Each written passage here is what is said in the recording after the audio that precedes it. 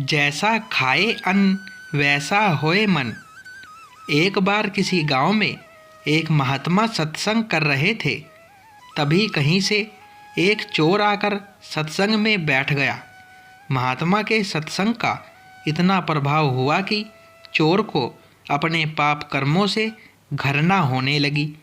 सत्संग समाप्त होने के बाद चोर महात्मा के पास गया और अपने पापों के प्रायश्चित का उपाय पूछने लगा।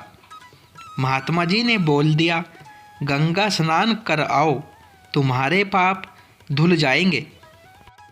वह चोर तो गंगा स्नान के लिए चला गया, लेकिन तभी वहाँ बैठे लोगों में से एक युवक खड़ा हुआ और बोला, महात्मा जी, आप कहते हैं कि गंगा स्नान से पाप धुल जाते हैं, तो इसका मतलब यह हुआ कि पाप गंगा जी में समा गए, मतलब गंगा जी भी पापी हो गई। युवक की बात का महात्मा जी के पास कोई जवाब नहीं था, क्योंकि उन्होंने कभी इस बारे में सोचा ही नहीं कि गंगा जी से पाप कहाँ जाते हैं।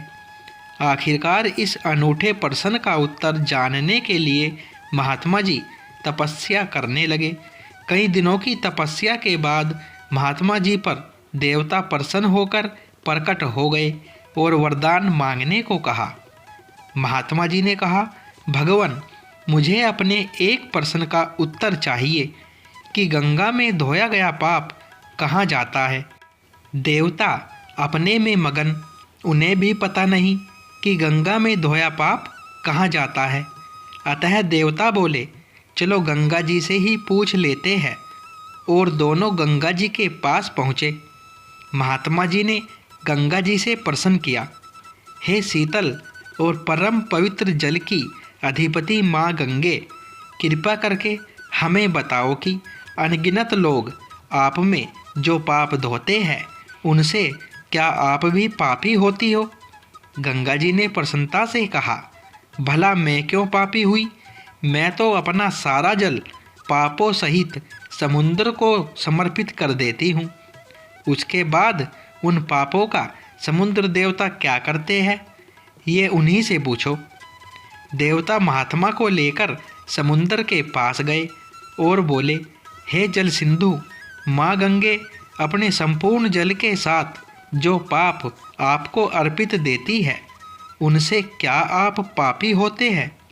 सागर ने कहा, मैं तो अपना संपूर्ण जल सूर्य के तप से भाप बनाकर बादलों में परिवर्तित कर देता हूँ, इसलिए भला मैं क्यों पापी हुआ। अब देवता महात्मा जी को बादलों के पास ले गए और महात्मा जी ने बादलों के सामने भी अपना प्रश्न दोहराया, हे मेघा, समुंदर जो पापों सहित जल को भाप बनाकर बादलों में परिवर्तित कर देते हैं, तो क्या उन पापों से बादल पापी होते हैं।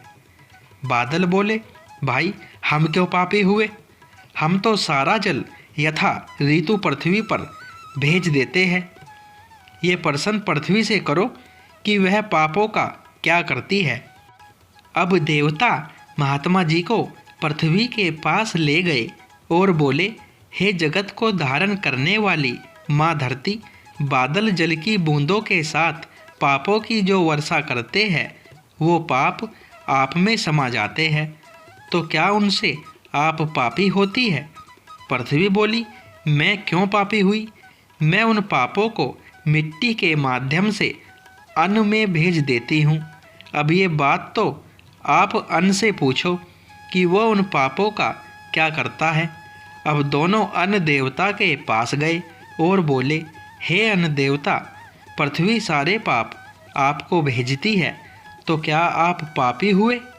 अन्न देवता बोले, मैं क्यों पापी हुआ, जो मनुष्य मुझे जिस मन स्थिति और वृत्ति से उगाता है या प्राप्त करता है, जिस मन स्थिति और वृत्ति से बनाया और खिलाया जाता है, उस मन स्थिति और वृत्ति के अनुरूप मैं पापों को उन मनुष्यों तक पहुंचा देता हूं, जिसे खाकर उन मनुष्यों की बुद्धि भी वैसी ही पापी हो जाती है, जो उनसे उनके कर्मों का फल देने वाले कार्य करवाती है। शायद इसीलिए कहा गया है, जैसा खाए अन्न वैसा होए मन। यह कहानी कितनी सच है ये महत्वपूर्ण नहीं, बल्कि इससे एक बड़े महत्वपूर्ण सत्य को उद्घाटित किया गया है।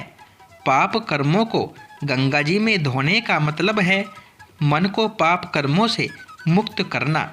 यदि मन में पाप और अपवित्रता है तो गंगा जी में धोया पाप अन्न के माध्यम से फिर से हमें ही मिलने वाला है, क्योंकि अन्न को जिस वर्ती से कमाया और बनाया जाता है उससे वैसे ही संस्कार बनते हैं।